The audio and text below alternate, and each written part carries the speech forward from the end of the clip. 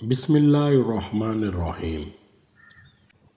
حضرت ابو موسیٰ رضی اللہ تعالیٰ عنہ سے روایت ہے کہ رسول اللہ صلی اللہ علیہ وسلم نے فرمایا، اللہ تعالیٰ ظالم کو مہلت دے دیتا ہے اور جب اس کو پکڑ لیتا ہے تو پھر جانے نہیں دیتا۔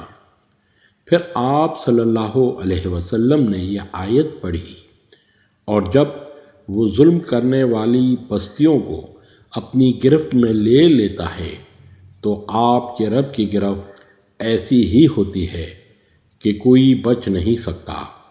بے شک اس کی گرفت سخت دردناک ہے۔ صحیح مسلم حدیث نمبر 2583۔ اللہ رب العزت سے دعا ہے کہ قرآن اور حدیث پر چلتے ہوئے فرقہ واریت کی لعنت سے باہر نکلنے کی توفیق عطا فرمائے، آمین یا رب العالمین۔ السلام علیکم ورحمۃ اللہ وبرکاتہ۔